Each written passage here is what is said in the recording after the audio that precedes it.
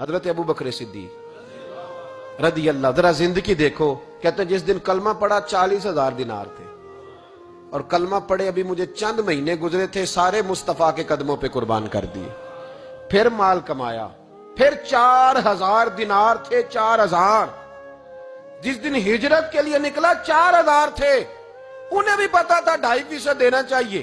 ان کی بھی بیٹیاں تھیں, جوان بھی تھی, چھوٹی بھی تھی, ان کے بھی بچے تھے, لیکن دین کو ضرورت ہے. میرے رسول پاک صلی اللہ علیہ وسلم کے دین کو حاجت ہے. تو فرماتے ہیں اشرفیاں تھی میرے گھر میں, پیسے تھے, درہم تھے, دینار تھے. میرے والد بوڑھے تھے, ان کو خیال تھا کہ ابو بکر ساری دولت نہ لے جائیں. تو حضرت اسماء بنت ابی بکر سے جناب ابو بکر صدیق نے کہا کہ اس طرح کرنا, ایک گڑا چھوٹا سا تھا, گڑا ٹویا, اس میں پیسے ہوتے تھے. فرمایا اس میں روڑے رکھ دینا, اوپر ٹاٹ ڈال دینا. والد نابینا ہے, اگر پوچھے نا پیسے تو ان کا وہاں ہاتھ لگا دینا, انہیں پتا چلے ابو بکر سارا مال لے کے نہیں گیا. فرماتے میں ہجرت پہ جانے لگا تو 4,000 سارے ہی لے گیا. سارا مال ہی یار, یا 2.5% کے لیے رٹا پڑا ہوا ہے. 2.5% کے لیے لوگ بحث کر رہے ہیں, 2.5% کے لیے لوگ دلائل چاہیے. کئی مفتیان کرام سے پوچھیں گے, پھر پروگرام بنائیں گے دینا ہے کہ نہیں دینا. اور جس دن تبوک کے لیے میرے مصطفیٰ کریم نے اعلان کیا, جناب صدیق اکبر فرماتے ہیں شے کوئی نہیں تھی, غربت کے دن تھے, کمزوریاں تھی, مال اس دن کاروباری حالات کم تھے. یہاں لوگوں کا کاروبار جب ڈاؤن ہوتا ہے تو سب سے پہلے مسجد کا 200 بند کرتے ہیں, سب سے پہلے مدرسے کا بند کرتے ہیں, سب سے پہلے خواہش کرتے ہیں کہ وہ جو غریب کو جاتا ہے نا اس کو بند کرو, یہ زیادہ نقصان دے رہا ہے. حضرت ابو بکر صدیق رضی اللہ تعالیٰ عنہ فرماتے ہیں حالات خراب تھے, جیب دیکھی تو اتنے پیسے ہی نہیں تھے کہ مصطفیٰ کریم کو پیش کر سکوں. تو پھر کیا کیا, امام جلال الدین سیوطی کہتے ہیں ابو بکر صدیق نے نا گھر کے اندر کپڑا بچھایا, اور پھر صدیق اکبر نے کیا کیا کہ توا بھی رکھا, برتن بھی رکھے, اس پہ چولہا بھی رکھا. ابو بکر صدیق نے اس کے اوپر گھر والوں سے کہا کہ ایک جوڑا پہن لو, ادھر دیکھو میری طرف, ایک جوڑا پہن لو, اور باقی نا سارے جوڑے بھی یہاں رکھو. اور پھر جب لوگ بچوں نے دیکھا نا کہ ابا تو کپڑے بھی رکھوا رہا ہے, کیا بنے گا, فرمایا تمہیں تو ایک جوڑے کی اجازت دے رہا ہوں نا, ذرا میری طرف دیکھو. خود اندر گئے تو ٹاٹ کا لباس پہن کے کپڑے بھی اتار کے رکھ دیے, کپڑے بھی اتار کے زمین اسی میں رکھے, سارا کچھ باندھا. لباس ٹاٹ کا, تن تندور تے ہڈاں دا بالن, تے اسی ہاواں نال تپایا, کپ کپ مکیاں پیڑے کیتے, اتوں عشق پلے تھن لایا, تن دا سالن من دی ہانڈی, لون صبر دا پایا. غلام فریدہ وے میں ساری تیری, تینوں وجہ یقین نہیں آیا. ہر چیز لپیٹ کے نا تو نبی کریم کی بارگاہ میں لے گئے, ہر چیز. میرے محبوب کا بھی انداز دیکھو, فرمایا ماں اب کہتا لے اہلے کا, گھر بھی کچھ چھوڑ کے آئے ہو. دیکھیں ادھر دیکھیں, جب کوئی لاتا تھا تو حضور فرماتے تھے کیا لے کے آئے ہو, یہ کیا ہے, یہ پوچھا جاتا ہے کہ یہ پوچھا جاتا ہے گھر کیا ہے. بھئی آپ کو کسی نے کوئی تحفہ دیا تو شاپر کھول کے تحفہ دیکھیں گے یا پوچھیں گے گھر کیا ہے. لیکن میرے رسول پاک کے لفظ دیکھیں, فرمایا ماں اب کہتا لے اہلے کا. ابو بکر سجنا گھر کیا چھوڑ کے آئے ہو, تو رو پڑے, کہنے لگے یا رسول اللہ میں کوئی غریب تو نہیں, میں بڑا مالدار ہوں. اب کہتا لہم اللہ و رسولہ, گھر اللہ بھی چھوڑ آیا ہوں, اللہ کا رسول بھی چھوڑ آیا. حضور میں کوئی کنگال نہیں, میں مصطفیٰ والا ہوں, میں کوئی غریب نہیں, میں نبی والا ہوں, میں رب رسول کو گھر چھوڑ آیا ہوں. میرے مصطفیٰ کریم علیہ السلام فرمانے لگے تیرے پیچھے جبریل امین کھڑے, اور انہوں نے ٹاٹ کا لباس پہنا ہوا ہے, اور تیرے آنے سے پہلے وہ آ گئے تھے. تو میں نے پوچھا جبریل یہ بوریے کا لباس, عرض کی یا رسول اللہ ابو بکر نے پہنا ہے تو رب کو اتنا پسند آیا سارے فرشتوں کو پہنا دیا ہے, سارے فرشتوں کو پہنا دیا, سارے فرشتوں. ذرا یہ لذت تو لے بات کی, جب 2.5% پہ جھگڑا ہوتا ہے نا تو پھر نماز میں مزہ نہیں آتا.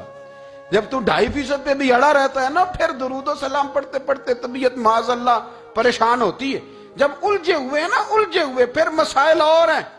پھر میرے محبوب کریم بولے, میں ابو بکر رب کریم نے ایک پیغام بھی بھیجا ہے.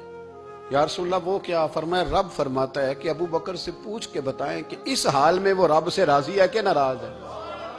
یہاں اقبال بولے, کہنے لگے خودی کو کر بلند اتنا, خودی کو کر, یہ وہ درجہ ہے, یہ وہ مقام ہے, خودی کو کر بلند اتنا کہ ہر تقدیر سے پہلے پھر خدا بندے سے خود پوچھے. بتا تیری رضا کیا ہے؟ فرمایا رب پوچھتا ہے آپ راضی ہیں کہ ناراض ہیں؟ تو پھر ابو بکر صدیق بھی کھول کے روئے، کہا یا رسول اللہ میں کل بھی اپنے رب سے بڑا ہی راضی تھا، میں آج بھی اپنے رب سے بڑا ہی راضی ہوں۔ یہاں لوگ لے کے بھی نہیں راضی ہوتے، ابو بکر سارا کچھ دے کے بڑے ہی راضی ہیں، سارا کچھ دے کے۔ شریعت کا قاعدہ ہے کہ سارا مال آپ اللہ کے رستے میں نہیں دے سکتے، قانون شریعت ہے۔ حضرت ابی بن کعب نے کہا تھا یا رسول اللہ سارا دینا ہے، فرمایا نام بھائی چوتھا حصہ دے، 3 حصے بچوں کو دے۔ حضرت ابو لبابہ نے کہا تھا میں اس پر دلائل دے سکتا ہوں، احادیث موجود ہیں، حضور سارا مال دینا ہے، فرمایا نام بھائی چوتھا حصہ دے، 3 حصے بچوں کو دے۔ حضرت سعد بن ابی وقاص نے کہا تھا یا رسول اللہ صلی اللہ علیہ وسلم میری ایک ہی بیٹی ہے، سارا اللہ کے رستے میں دیتا ہوں، فرمایا نہ 3 حصے بیٹی کو، چوتھا حصہ دے، تیرے بچے لوگوں کے ہاتھ دیکھے میں گوارا نہیں کرتا۔ ان سے کہا کہ چوتھا حصہ دو تب قبول کروں گا۔ ابو بکر صدیق سے فرمایا تو سارے لے آ، تیرا سارا ہی قبول ہے، تو سارے لے آ تیرا۔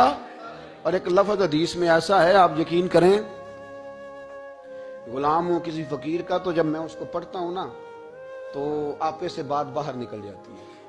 حضور کا ایک فرمان ہے جب اس پر توجہ آتی ہے نا تو مطلب یہ کہ لفظ جو ہے نا وہ ٹوٹ جاتے ہیں، بکھر جاتے ہیں، اور دل کہتا ہے کہ نہیں یہ جو ہے نا یہ معراج ہے، یہ اصل ہے، یہ حقیقت ہے۔ وہ ترمذی کے لفظ ہے پر آپ یقین کریں کہ لگتا یہ ہے کہ دنیا محبت ساری سمٹ گئی اس میں۔ نبی کریم علیہ السلام فرمانے لگے مجھے کسی کے مال نے اتنا نفع ہی نہیں دیا جتنا ابو بکر صدیق کے مال نے دیا۔ اور پھر اگلے لفظ ایسے ہیں کہ روح وجد کرتی ہے۔ میرے کریم محبوب فرمانے لگے جس کا بھی مال آیا میں نے بیگانہ سمجھ کے خرچ کیا ہے، اور جب ابو بکر کا آیا ہے تو میں نے اپنا سمجھ کے خرچ کیا ہے، میں نے اپنا سمجھ کے، مجھے پتا ہے یہ شکوہ نہیں کرے گا، یہ شکایت، یعنی اس کو سارا بھی تروڑ مروڑ لوں گا تو اس کے لفظوں پر کبھی حرف۔ اور یار کچھ لوگ ہوتے ہیں جو 10 دیتے ہیں تو 20 جگہ بتاتے ہیں، جو کھانا کھلاتے ہیں تو ذکر کرتے ہیں، فرمایا اس کا مال میرا مال ہے، میرا، اس کو سارا توڑ کے کھا بھی جائیں گے تو یہ شکوہ نہیں کرے گا، یہ سارا میرا اپنا ہے۔ حضرت ابو بکر صدیق فوراً بول پڑے، عرض کی حضور جب میں آپ کا ہوں تو مال بھی تو آپ کا ہی ہے نا۔ یا رسول اللہ جب میں نے اپنا آپ نہیں بچا کے رکھا تو پھر مال۔ حضرت مولانا معین الواعظ کاشفی نے لکھا ہے، اچھا کئی دفعہ ایسے ہوتا ہے میں بات کوئی اور بیان کرنا چاہتا ہوں تو شروع معاملہ کسی اور طرف نکل جاتا ہے۔ مولانا معین الواعظ کاشفی نے لکھا ہے کہ وہ جو سانپ تھا نا غار ثور میں، وہ 600 سال سے بیٹھا ہوا تھا۔ حضرت عیسیٰ علیہ السلام ایک دن پڑھ رہے تھے انجیل تو آپ نے نبی پاک کا تذکرہ پڑھا، اس سانپ نے سن لیا تو حضرت عیسیٰ سے کہنے لگا حضور یہ بتائیں کہ وہ نبی پاک ملیں گے کہاں؟ تو حضرت عیسیٰ فرمانے لگے کہ مکے میں آئیں گے اور مدینے میں رہیں گے۔ تو کہا ملاقات کیسے ہو سکتی ہے؟ فرمایا چلا جا مکے۔ تو وہ سانپ 600 سال غار ثور میں، اس نے 70 جگہ پہ سوراخ کیے۔ کتنے سال بیٹھا رہا؟ بول کے بتائیے۔ آپ 6 گھنٹے بیٹھ کے دکھائیں، سوال ہی نہیں پیدا ہوتا۔ ہم بڑے کمزور ہو گئے، ہمارے لیے معاملہ بڑا اور طرح کا ہے، ہماری مرضی کا کوئی بات کرے تو ہم اس سے راضی ہیں۔ انتظار کرنا اور یہ سارے کام کرنا یہ تو بڑا مشکل معاملہ ہے، یہ تو بڑی عجیب سی کیفیت ہے۔ میرے صاحب رحمۃ اللہ تعالیٰ علیہ 2015 میں کراچی تشریف لائے، میں اپنے ایک سنگی کو لے کے پہنچ گیا، چھوٹا موٹا مولوی میں بھی ہوں۔ صبح میں 7 بجے کے 8 بجے ہم وہاں پہنچ گئے، حضرت آرام فرما رہے تھے، نمازیں انہوں نے اندر ادا فرمائی ساری، ظہر بھی ہوئی، پھر عصر بھی ہوئی، پھر مغرب بھی ہوئی، پھر عشاء بھی ہوئی۔ عشاء کے بعد وہ سنگی ہم سے کہنے لگے کہ آپ کتنا انتظار کریں گے؟ تو میں نے کہا کہ انتظار تو کرتا ہے بڑا آدمی، بڑے لوگ انتظار کرتے ہیں، تو چھوٹے لوگ تو اطاعت کرتے ہیں، ہم چھوٹے ہیں تو ان کی مہربانی ہے، اگر زیارت ہو جائے تو تب بھی ٹھیک ہے، اگر وہ کہیں نہیں ملنا۔ میرے سنگی ساتھ موجود تھے، صبح سے گئے، عشاء کے بعد کا وقت آ گیا، نہیں انہوں نے ملنا تو پھر بھی ٹھیک، وہ ہس بولے تھے وہ مہربانی، نہیں تو ایسا تے لاڈ ہی لڑاؤنے نے، اس کی مہربانی ہے، اگر بات ہو جائے تو ٹھیک ہے ورنہ کوئی معاملہ نہیں۔ تو عشاء کی نماز کے بعد انہوں نے ہمیں یہ کہا کہ پیغام آیا کہ محفل میں جہاں حضرت جا رہے ہیں وہیں ملاقات ہوگی۔ تو ہم نے کہا یہ بھی بڑی نعمت ہے، جلوہ دیکھنا بھی بہت بڑی سعادت ہے، اس لیے کہ ہمیں پتہ ہے کہ وہ کیفیت کیا ہے، وہ رنگ کیا ہے، ان کا انداز کیا ہے۔ پیچھے جا کے بیٹھ گئے تو پھر ان کا حکم آیا کہ اس کو ذرا آگے آئے، جب میں اسٹیج پہ گیا تو فرمانے لگے مجھے سویرے ہی پتا تھا آپ آ گئے، کوئی ارجنی اتنا کوئی انتظار تو بندہ کر ہی لیتا ہے۔ اب یقین کریں وہ دن کی جو لذت ہے نا وہ آج تک گئی نہیں طبیعت سے، وہ سرور گیا نہیں۔ کبھی کبھی سوچتا ہوں کہ اس سے ڈبل بھی انتظار کبھی ہو جائے پر ایک دفعہ زیارت پھر نصیب ہو جائے، کبھی کبھی یہ سوچتا ہوں۔ 600 سال وہ سام بیٹھا رہا، 600 سال، 600 سال، اور 70 اس نے سوراخ کیے غار ثور میں، لیکن وہ بھی عاشق تھا نا۔ اور یہاں معاملہ یہ تھا کہ ابوبکر صدیق دعا مانگ کے گئے تھے کہ میں نے کسی کو موقع نہیں دینا، ایک میں ہوں گا دوسرا میرا یار ہوگا۔ وہ غار ثور کی تو لذت یہ والی تھی، ایک میں ایک میرے محبوب۔ اس نے 70 سوراخ کیے ہوئے تھے، جناب ابوبکر صدیق نے کہا حضور آپ ٹھہریں، میں ذرا بھی آیا صفائی کر کے۔ تو نبی کریم علیہ السلام رکے تو حضرت ابوبکر صدیق نے کہیں پگڑی پھاڑ کے رکھی، کہیں چادر پھاڑ کے رکھی، اتنے سوراخ بند کیے تو جو ایک رہ گیا وہاں ایڑی رکھ دی۔ تو اب وہ سام بھی شکوہ کرنے لگا کہ یار تو بھی کوئی نرالا ہی عاشق ہے کہ میں نے تو کسر ہی کوئی نہیں چھوڑی تھی، 70 سوراخ کیے تھے اور تو نے بھی کمال ہی کر دی ہے، یہ سارے ہی بند کر دیے، جو بچ گیا اس پہ ایڑی رکھ دی۔ اس نے پتہ نہیں کتنے ڈنگ مارے۔ سام کا جب ڈنگ لگتا ہے تو وجود میں بہت زیادہ گرمی پیدا ہوتی ہے، گرمی۔ حضرت ابوبکر صدیق کے بارے میں ہمارے شارحین نے لکھا روئے نہیں، وجود اتنا گرم ہوا کہ آنسو ٹپک پڑے۔ نبی کریم صلی اللہ علیہ وسلم نے فرمایا ہٹا نا ذرا پیر، پھر انہوں نے ہٹایا تو میرے مصطفیٰ میں لعاب دہن لگایا۔ مولانا معین الواعظ کاشفی رحمت اللہ علیہ فرماتے ہیں کہ جب انہوں نے قدم ہٹایا نا تو پھر وہ سانپ باہر نکلا، اپنا سر نکالا اور کھڑا ہو کے حضور کا دیدار کرنے لگا۔ تو نبی کریم نے فرمایا تیرا کام ہو گیا، اب تو جا، مجھے اور ابو بکر کو رہنے دے۔ وہ نکل گیا۔ یہ کیفیات ہے، یہ محبت ہے، یہ وارفتگی ہے، یہ سوز ہے، یہ درد ہے۔ یارو یہ میں کہا کرتا ہوں کہ یہ چیز جینے کا بھی مزہ دیتی ہے، مرنے کا بھی مزہ آتا ہے، مرنے کا بھی مزہ، سرور آتا ہے انسان اس میں جب یہ کیفیات شامل ہوتی ہے نا۔ رنگ اور ہوتا ہے، درد اور ہوتا ہے، ذائقہ اور ہوتا ہے، کیفیت اور ہوتی ہے، پھر کوئی شوق نہیں رہتا اعلیٰ کپڑوں کا، بڑی گاڑی کا، لمبے چوڑے معاملات کا۔ پھر تو انسان ڈھونڈتا پھرتا ہے کوئی مجھے محبوب کی بات سنائے، کوئی اس کی شان میں کوئی شعر سنائے، کوئی اس کا ذکر سنائے، کوئی مل جائے نا کبھی کہ میرے تار چھیڑ دے، کوئی ملے، کوئی بات کرے، کوئی ذکر کرے۔ پھر انسان ڈھونڈتا پھرتا ہے ان لفظوں کو، ان لوگوں کو جو پکڑ کے دروازہ رسول صلی اللہ علیہ وسلم کی بارگاہ تک لے جائیں۔ بڑا پیار کیا میرے قریب معبود۔ حضرت علی المرتضیٰ شیر خدا فرماتے میٹنگ بیٹھی تھی بدر والے دن، ہم بات کر رہے تھے خطرہ کہاں ہے، دلیر دلیر لوگوں کی ڈیوٹی کہاں لگائی جائے۔ شیر خدا بھی چاہ رہے تھے کہ میں وہاں ڈیوٹی دوں گا، تو کہتے ہیں سمجھ آئی کہ سب سے زیادہ خطرہ نبی کریم علیہ السلام کے عریش مبارک کا ہوگا، حضور کے خیمے کو، چھپر مبارک کو۔ قریش مکہ سب سے زیادہ حملے وہاں کریں گے جہاں حضور ٹھہرے ہوں گے۔ طے ہو رہا تھا کس کی ڈیوٹی لگائیں، کس کو وہاں ذمہ داری سونپیں۔ کہتے ہیں ہم بات کر رہے تھے اور میں تیار تھا وہاں جانے کو، اچانک ابو بکر صدیق آ گئے۔ کیا باتیں ہو رہی ہیں؟ تو ہم نے کہا جناب ہم پروگرام بنا رہے ہیں کہ وہاں ڈیوٹی کس نے کرنی ہے۔ تو فرمانے لگے یہ کرنے والی بات ہی کوئی نہیں، میں نے تو عرض کر بھی دیا نبی پاک کی بارگاہ میں کہ یا رسول اللہ یہاں ڈیوٹی میں ہی کروں گا۔